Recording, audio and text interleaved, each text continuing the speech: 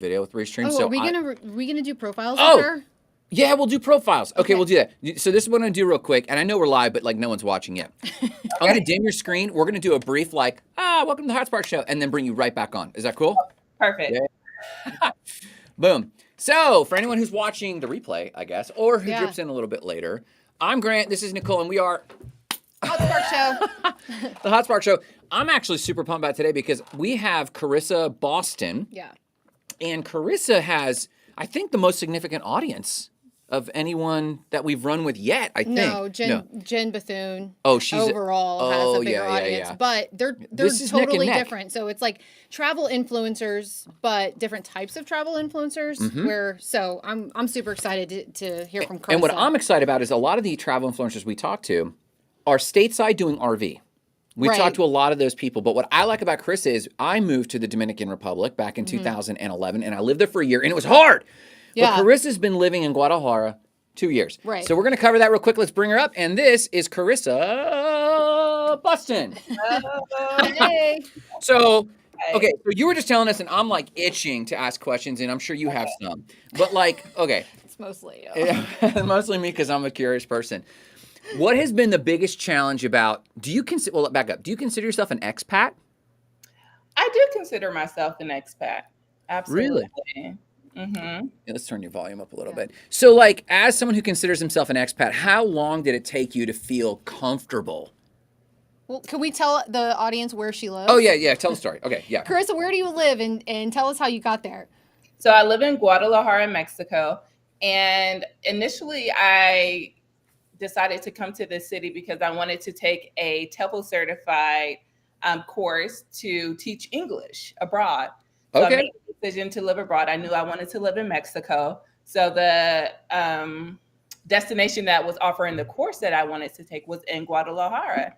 So I never intended to stay here longer than 4 weeks. And I ended up coming and absolutely loving the country, the city. And here I am 2 years later. So like, how long before you felt comfortable in Guadalajara? Oh my gosh. I would say maybe 3 to 4 months. That's it? Yes, because my thing was building a community and I wanted it to feel as if I was living everyday life here. I didn't want it to feel, and that's why I chose the city versus the beach in Mexico, because I feel like you're constantly feeling like you have to be on the go and have to be at the beach and mingling. And I really wanted living abroad to feel as if I was living at home, like it was everyday life. So for me, the first thing was building a community, meeting other people that were doing the same things that I was doing, and meeting some of the locals and befriending other people that were also living in Guadalajara. So that was like the first thing I did. And when I did that, I felt like I became more comfortable because they were able to give me different insights, show me different things. I live in a very local area. So just waking up every morning, going to the gym, walking to the Soriana to get my groceries. I have my juice lady at the end of the street where I'll get fresh juice. Like those little things that I implemented into my everyday life made me more comfortable with living here. I love that. And you've traveled to Puerto Rico. I've been to Guadalajara. You've been to Guadalajara? You spent 10 days in Guadalajara, and I loved it. I loved it. The market, I especially I don't know if it's the market, but it's like a huge, giant, feels like a town center, and they have like all of the business vendors who are selling like turquoise and jewelry, and just that was where I spent most of our time. But like, you can go to any kind of restaurant. We went to Italian restaurants. We went, American flair. So I felt like you really had anything that you wanted. Yeah. While you were and that there. was how long ago? Probably like 2004. So a bit ago. It was a long time ago. So it's come a long way. Yeah, I'm sure. And Don from Ion Lakeland and his crew say, hey, everyone. Hey, Don, this is Carissa. Hi, and what's your handle? It's not Carissa Boston. Your handle is? Carissa Moniz. Moniz, got it. Okay. Name. Now, what I discovered, in the Dominican Republic, it's ruled a lot by in the areas, because it's underdeveloped, and I wonder how much Mexico is like this. It's ruled a lot by gangs, but that sounds scary, but it's really not. Into the abroad community, for example, we were in one town called Bayahibe, and it was managed by the Italian mafia, but the way that worked, it wasn't freaky. It was actually very supportive, like a community. They were there. They took care of the electricity when the power went out from storms, and it had the best sewer systems. There was no crime because they're in charge of kind of what's going on, and no one really wanted to mess with that at all. And so so I say that to say, we found this little cafecito that had the best Italian espresso Oh my of gosh. any that I had ever had. It was phenomenal. And so, like, people don't realize you could go to a place like Guadalajara and find a little nook or a cranny that's your favorite place. And it's like, this is my favorite place. Like back in the States, this is my favorite cafe, you know? So do you have a place like that in Guadalajara that's like, this is your go-to place? Oh my gosh. I have many places like that. I have this ramen place that has the best ramen that I've ever had anywhere. Anywhere. And it is definitely my go-to place for ramen. I mean, there are so many gyms here. I just went to a restaurant recently where I don't know if you saw it on my social media profile, but the ceiling was just like all of these moving objects. And I've been to a lot of places in the world, and that was probably the most beautiful aesthetic restaurant that I've ever experienced. And the food was great. The service was phenomenal. And people don't think of these things when you think of visiting or going out for food in Mexico. So are there fitness influencers in the gym when you go? So my gym is here at my complex, and they're you can tell. I mean, you see the ones taking the photos, and I'm over here sweaty mess in my sweatsuit, and you have the girls in their cute little outfits, and they're taking photos. I don't know if they're fitness influencers, but they could be. I mean, they look great. So there's Rosie, and Rosie's a personality over here. Boom. And she's done some Mexico living, and she says Cabo seems safer than Lakeland. According to the stats, Grady was shocked to hear that. Grady is our sheriff in the county. Yeah, he was shocked to hear that the statistics in places like Cabo, and to the point. I think it's Cabo. Well, I'm giving the American version, you know. But places like Guadalajara, Cabo, or wherever people go, there's a huge incentive for the locals to make sure crime stays on the down low because reputation travels so fast. They don't want to mess with their tourism. Tourism's like the number one moneymaker, and so when you scare tourists, you know, then the economy declines. So I think everybody's in it together and knows that like that's their livelihood for a lot of the people who live there. Would you say so, Carissa? Oh, absolutely. And for any little thing, I was in Cancun last year, and there was an incident where our driver took us to our Airbnb, and we had been driving around for 40 minutes trying to find this particular house. And I had my wallet in my lap. So when I got out of the car, I didn't notice it. I was just so relieved to be there. My wallet fell on the ground, and this taxi picked us up from the Cancun. So it was contracted through the Cancun airport.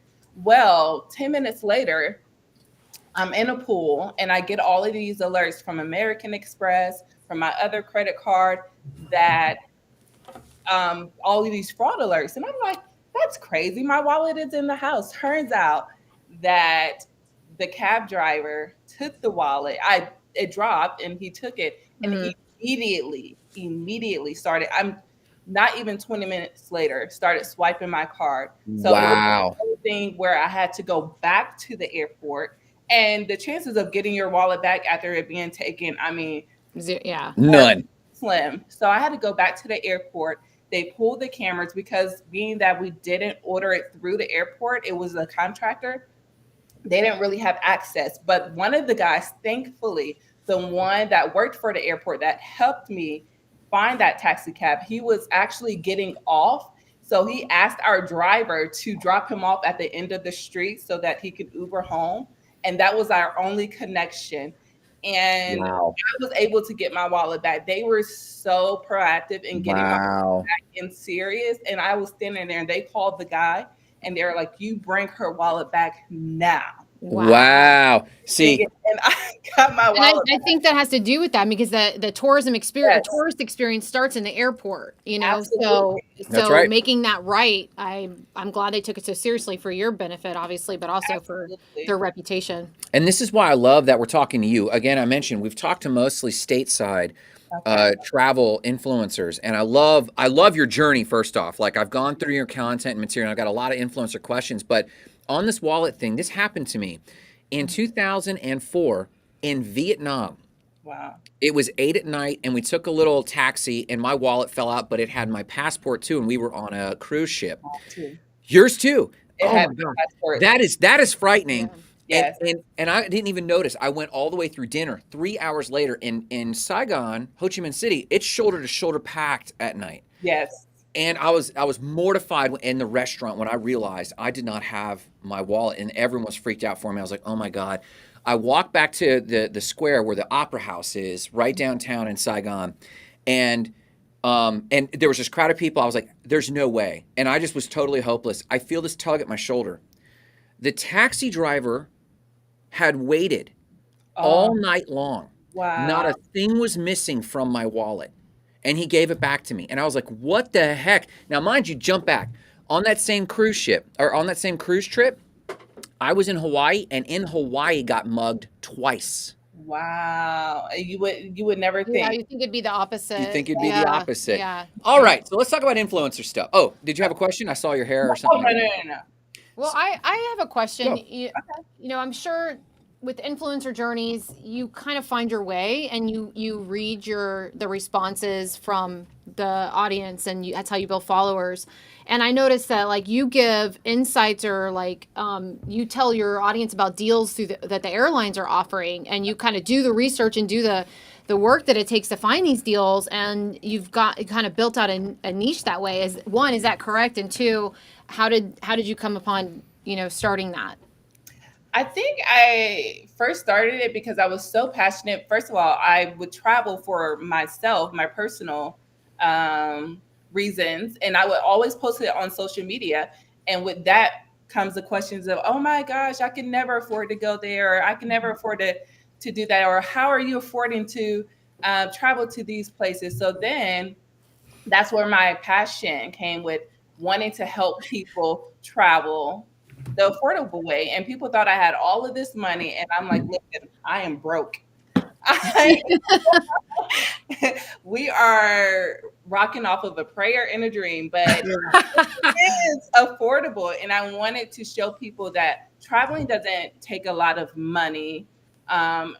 You just have to have a little bit and know where to look to find these deals in order to travel to these places. Yeah. So that's where I was like, okay, I do want to highlight my experience in these places that I travel to, but I also want to show people how to get here and how much money it takes in order to make this trip happen. So that's when I started posting travel deals, because I will always tell people, I don't book a flight to anywhere over $500. I mean, the cheapest flight that I booked was $85 round trip out of Orlando to Cuba. And when I tell people, they're like, no, do you have to have some type of an account with it? Like, no, these are just travel deals that I was following other pages and they would post about, and I would book it and go. And so you can help me book a flight to Denver, is what you're telling me. I need some help booking a flight to Denver.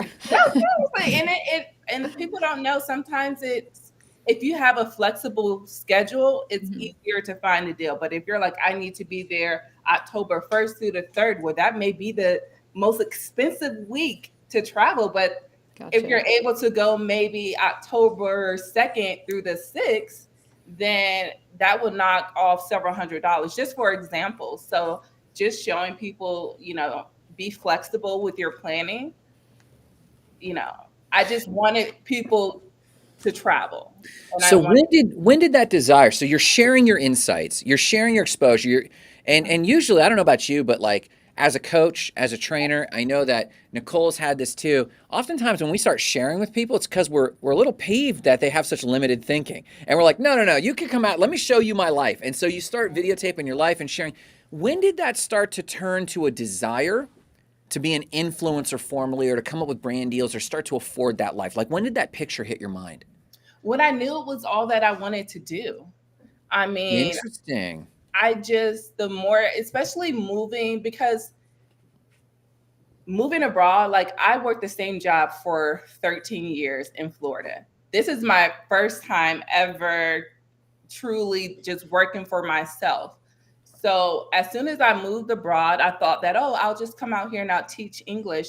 But then I was still traveling, documenting my experience, and people seemed to love it. And I was like, this is what I'd rather do. I'd rather create experience and show people how to travel.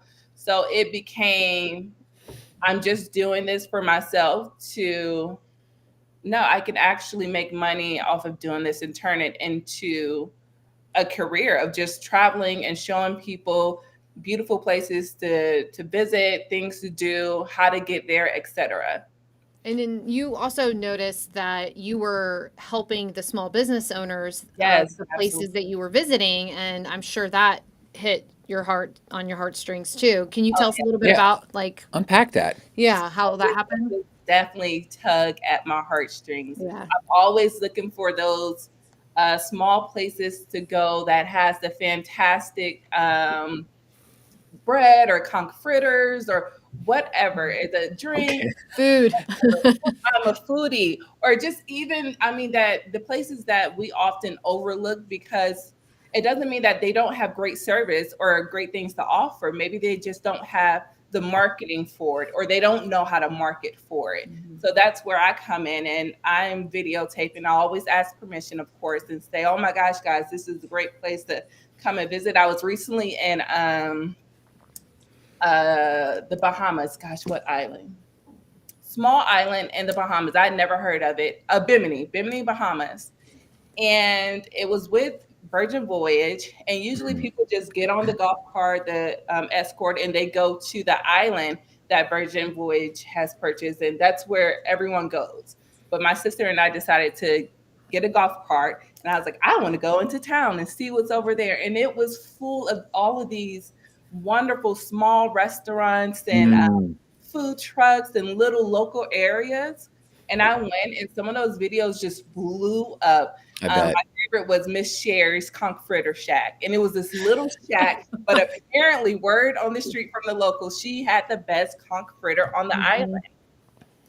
And she just blew up. There's so many people that has written me saying, oh my gosh, I visit Miss Sherry. Oh, wow. Absolutely. And I had one guy, I was in the water with my sister and two other friends, and this guy was passing by on a jet ski. And he let us get on rode us around for free. And I included him in one of my videos. And he found me on Instagram, and he was like, oh my gosh, I've had so many people reach out to me. And he was like, are they paying you for this? Because you have put Bimini on the map. And it was just organically posting about my experience and just doing something off the beaten path. And you've changed their business, forever. Yeah. I mean, now people are motivated to go past just that little section of town, like to actually go into town. And I would have probably been one of those people who are just like, I'll just go where they tell me to. And I don't even think about going a little bit further. But now people see you and they're like, okay, it's cool. It's there. First off, it's there and it's safe, and let's go. Yeah, I want to say one of my favorite situations was when I was in Cape Town and I got my hair braided, and I filmed the whole thing. I posted it on TikTok and it got over 5 million views. And when I tell you, that lady has reached out to me, she reaches out to me maybe once a month to thank me for the way that I have changed her business. She's had to hire workers to come in to help her because she can't keep up. And she was not venting, but she was saying, Chris, I just can't keep up. I've had to hire people. So many people are coming in and wanting to book with just me. I'm so grateful. I've been able to send money back home because she lives in Cape Town. Her family lives in another part of Africa. I've been able to send money back home to my kids, and they can go to school now. So that one is why I do it. Yeah. Sure. That story really stood out to me. Still gives me goosebumps. Yeah. What was a turning point for you when you started getting traction as an influencer? Oh my gosh. I would say last year, almost a year exactly ago, me posting travel deals. I posted a travel deal and it blew up. I would say I had 7,000. So I had built a following on TikTok and I was trying to get some of those followers to come over to Instagram. So Okay. I started posting reels. I spoke with a friend who was at 100K, and I was like, I really want to reach 100K as well. And she was like, well, this is what you need to do. And I started posting on Instagram. Mm-hmm. And 2 weeks into posting once a day for 30 days, 2 weeks into it, my account blew up off of one video. So I went from literally maybe 7,000 followers to 130 in the span of a week, less than a week. What? That's insane. Off of one video. That video is at 9.4 million views now. Wow. I was just talking to somebody yesterday. It's like this one, you'll sit at a certain amount and then I'll take one video or one or two viral videos. And then next thing you know, you're and a lot of people don't it's not just any viral video. You can have a video of memes go viral and get 10 million views and gain maybe 2,000, 3,000 followers. It's about what you post and what information are you providing people. Interesting. I think now social media is becoming the new Google. Everyone's going to TikTok and Instagram to search places to go, places to eat. How do I fix this? How do I do that?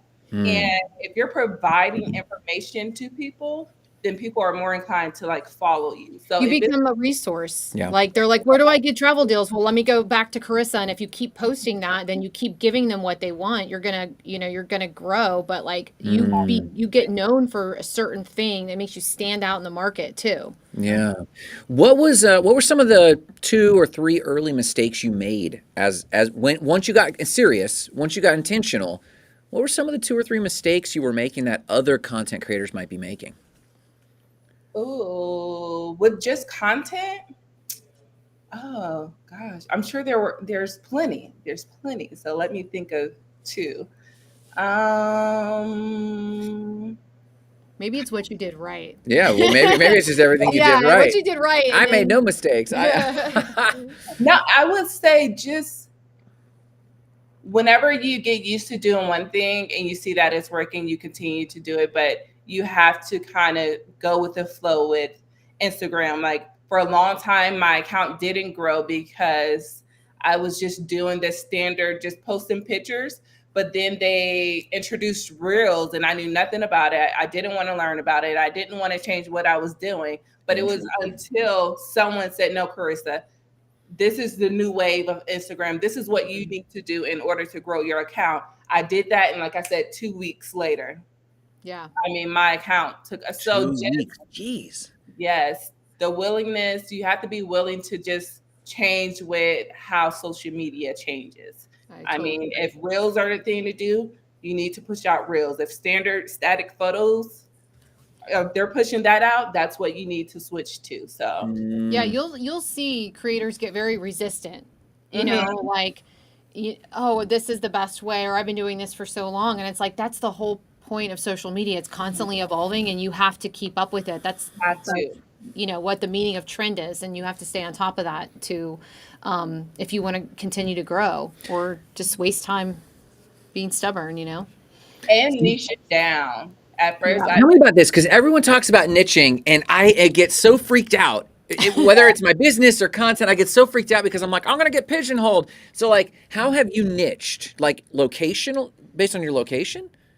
No, not based off of my location. Just like what I'm providing my audience. When they come to my page, I want them to know that they're going to be able to access travel deals and things to do in places that I've visited. So that's what I'm known for. Okay, Carissa just went on a Virgin Voyage cruise, so I can go there and see that she has a whole series of every day that she spent on this cruises. So I'm going to get a realistic view of everything to expect. And that's what I love, the static videos that people post and stuff, but I want my page to be informative and I want it to be an authentic experience of what to expect whenever I visit Miami, whenever I visit Colombia, or whenever I visit whatever. And not only that, but I want to show you, if you want to go to these places, this is how much it's going to cost you.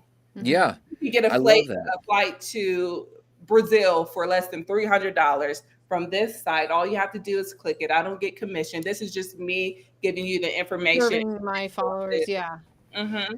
The one thing I noticed about you, you're very clear about how you serve and what your account is about. And I think that's where people falter and they get worried about niche, is because they're not as clear about this, you know, how they're serving their followers or what their account is about. And they kind of flounder, but you're very, very clear about it. And that's going to come through in your content. And I love that. It took a while to get there, because you have to see what your audience is gravitating to. So when you're first starting out, I feel like a lot of people just post a little bit of this, little bit of that, because they want to see what their audience engages the most with. So once I figured that out, that's when I was able to niche down. When that video blew up, I was like, okay, this is what the people want to see. This is what they want. That's right.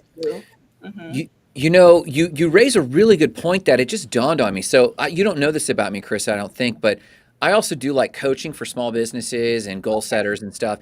And we tell them this all the time: know how you're serving people. And now we've been interviewing influencers and trying to break into that a little bit more, and not break into it, but just have these dialogues. And you're the first person. We've met people that have treated it like a business, who have talked about it like a business, but you're the first person who has talked about her account as if it's service oriented. Most people are talking about their account like, I'm focusing on a niche and this is what I'm doing with my account. But there's a desire, if I show up at a sales appointment and I'm exuding like I want something from this person, and that person is their money, I want to separate them from their money, people feel that. And I think it's the same with accounts. People feel like you're just kind of doing a shtick just to get more follows. You're not thinking about how you're using the account to genuinely serve people. So it's not clear. So that's super, like, that's hitting me in the feels, you saying that I've not thought of, actually connected that so sublimely. So I guess just thank you for that. That was big. That was big time, man. So what's your thought there? What do you got? We're the servers, not the served. So say that one more time.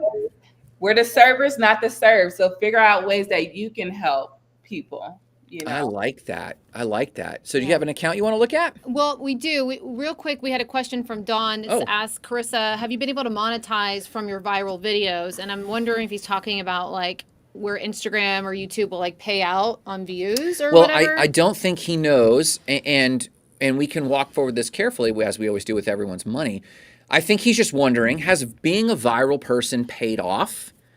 And if so, like, how does that work? We just talked with Mark and Val at the Family Travel Show, and, you know, they've been able to monetize it a bit. And then he clarifies, have you been able to monetize from any of the viral videos? So, so when, I guess, did this start, other than guested stays and trips? There was a booking site that one of your videos went viral, and they noticed a spike in website traffic, and that, I guess, got their attention. And I think you said it equaled a partnership after that.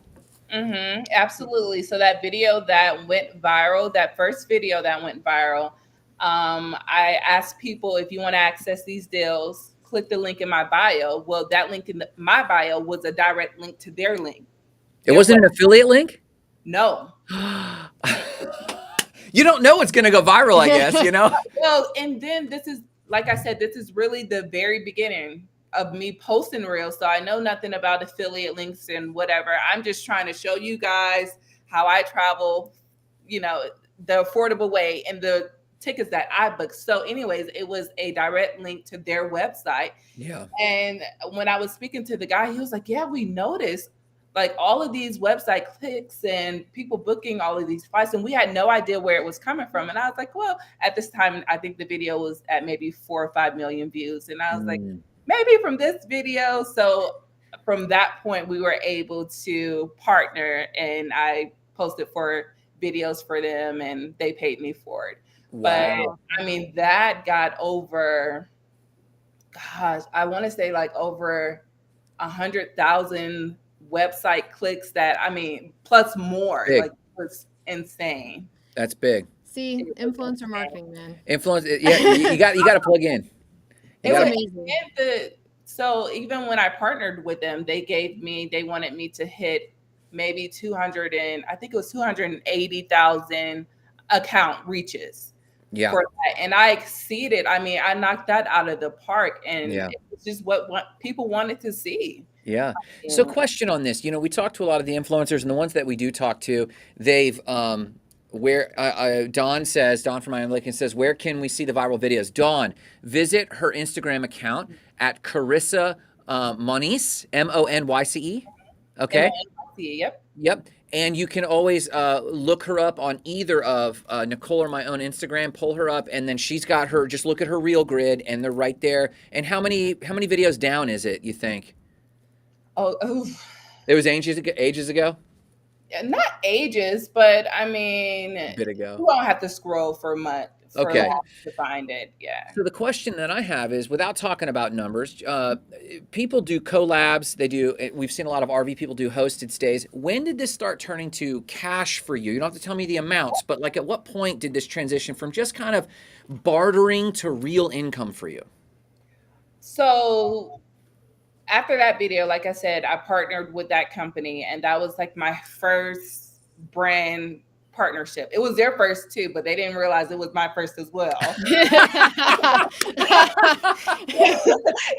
both get into bed and you're like, yeah, I do this all the time. I had no idea what I was doing. So that was my first money that I got from a brand partnership.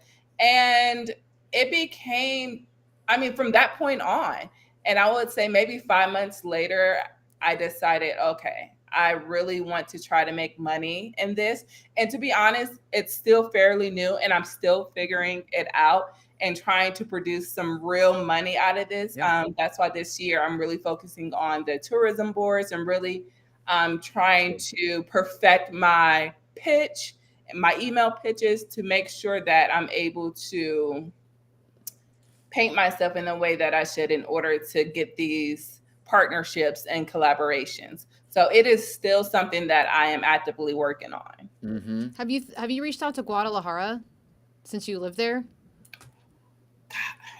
I think I did last year. Yeah. And they never responded, but it may be it was just one of the emails that I found. So yeah, DM them. There might be, you're there every day. You could do day in the life, and I don't know. There's so much opportunity there. So. Huge opportunity there. Yeah.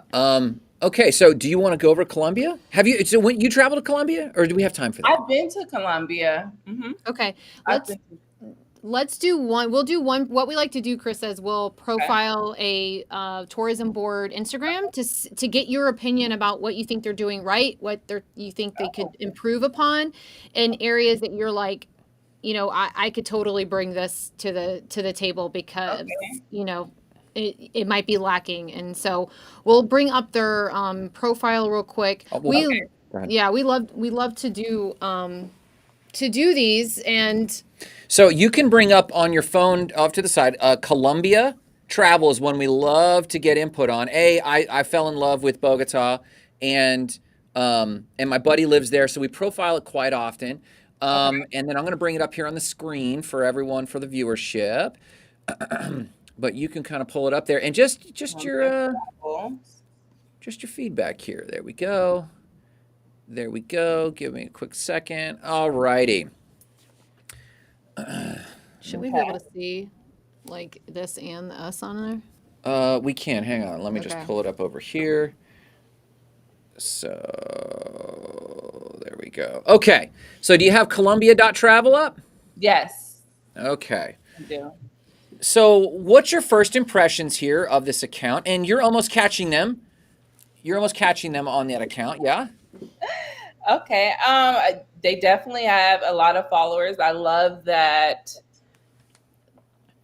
they have a lot of reels and videos, and you can tell that it's professionally managed. And I feel like that's what a lot of other accounts lack. You go and you're trying to look for information, and they just don't have it. There's nothing that can give you information. And it seems like they are well managed with I'm looking through their stories with their content. I would definitely like to see any press or partnerships that they've done, maybe in their stories, people that they've worked with, to just see what other people are doing and the value that they're bringing, and ways that they feel that their brand should be promoted.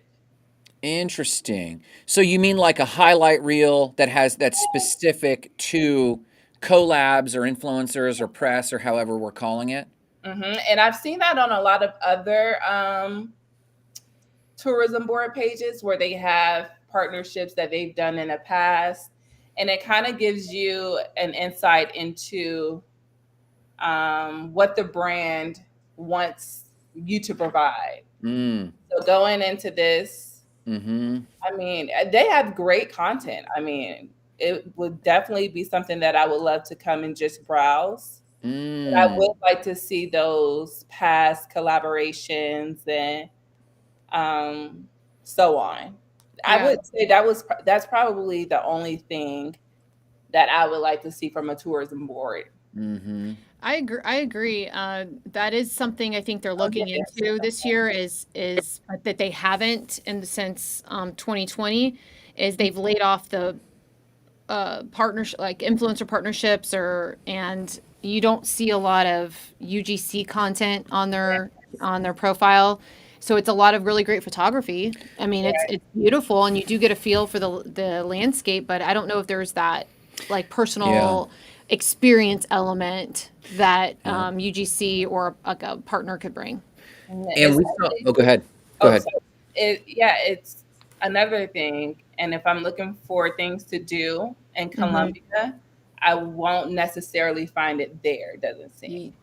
Oh, interesting. Or at least it's not readily obvious. It's not readily, yes. So if I go to the link, maybe they have a list of things to do, places to go, and so on.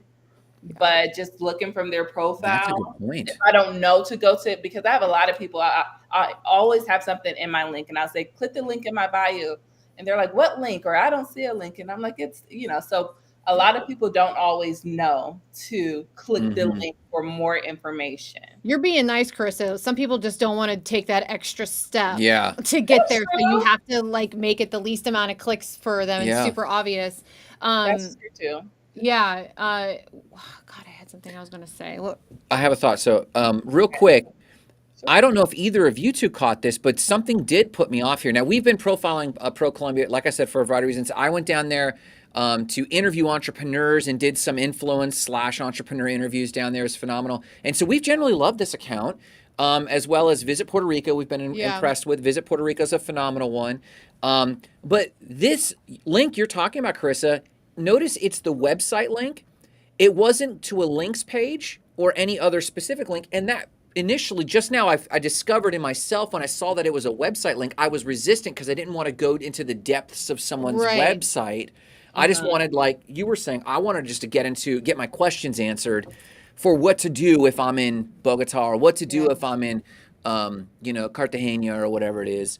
That's an interesting point. We've been noticing a trend of sustainability, like of sustainable tourism, and that being something that they're forecasting that that people are going places that have sustainable practices. Is that something that you have in mind as a traveler and influencer? Honestly, absolutely. No, absolutely, always. And I noticed that whenever I'm pitching to other tourism boards, that's something that's on the forefront of their mind, making sure that I have those practices and I'm aware of sustainability, being sustaining. So it's always something that I'm getting better. Was I like that before? No, because I think it was just a lack of just knowledge. Right. But now that it's getting more popular, more people are talking about it, it's like, okay, well, I can consider this when I'm going somewhere, or when I'm looking or to book some, or plan a trip. So, Quick question for you, and it's almost, we're over time here, and I want to respect your time. Last question, unless you have something else. What's your goal this year? What's the big goal? The biggest goal that I have is, of course, I am trying to hit my 100K mark. I want to do more collaborations, brand collaborations, and really see my efforts paying off. Really see this thing scale from 0, literally, to 100K. So that's Nice. the biggest goal. Creating more partnerships and getting those collaborations rolling in. Awesome. And finding more ways that I could help promote your business, your tourism board, and get those tourists flowing into these areas, these places, highlighting your country or your city or, you know, your brand. So that is my biggest goal, and making money while doing it. Good. Make money doing what I love. That's right. Yes. I love it. Stick around. We're going to sign off here, but stick around. We'll catch up with you in just a quick second, Carissa. We'll talk soon. And thank you so much for being on the show. Thank you guys for having me. Yeah. Yes. So what did you learn? I love when women talk about money and how they want it. Just And unabashedly, this is how I want it. I you know, people shy away from money talk, and especially, you know, she's very, again, clear about what she wants to do and her content. And that's, you know, a couple of the reasons I love Carissa, and I think we immediately hit it off. She's strong and she knows what she wants. And for clarity, I don't know if y'all caught this, but when Chris was talking about upgrading her collaboration, that's how you guys met. Yeah. Is you guys are working together to help her. She wants to do the online media kit because right now she has the PDF, and she did, after I made that post about attachments bouncing in Outlook and Gmail, we're now working with her on her online media kit so that she can just send a link and then they can see like a full portfolio of her work and her press. And what I like about Carissa is there are influencers who are super flashy and super like all about themselves. I'm an extrovert, I'm flashy, I'm wild, and she's just level-headed, and she determined one day not about influencing work so much as I want to live abroad. Yeah. And that led to, I guess I could do this. And you can tell that she brings that level of organization and clarity to her business of an influencer. And I need to learn from that because, as Nicole knows, I'm like everywhere, like, let's try this and let's try that. And I'm experimenting with this. It's true. So props, and that's probably why she has one of the highest accounts of all the people that we've talked to yet. And she comes from a place of service too. That cannot be overstated. That can't be overstated. Yeah. I just zero in on that, and that really struck me. So everyone, check out her account at Carissa, Carissa, Monice, Monyce. Check her out, follow her, especially if you want to check out Guadalajara. But if you just want good discounts and flights, Travel deals, check her out there. And that's our show for today. This next week, we might be going live from where? We are going live Dang, from Industry Day at the Florida RV Super Show at the Tampa Fairgrounds. So it's going to be, we're going to have multiple creators come on live, and it's going to be fun. It's just going to be action-packed, fast-paced. Giving us their tips, giving us mistakes not to overlook. And what I want to continue, what I'm excited to continue to learn on is how are they thinking about each piece of content? How are they making it hooky? What are they doing? But also staying. Did you say hooky? Yeah, that's my new Catchy, term. hooky? How do I make it hooky and stay on brand and authentic? So thanks so much for being part of the HotSpark show, and catch us next week on Tuesday. And we think we'll still be doing a normal show on Thursday. So check us then. Thanks.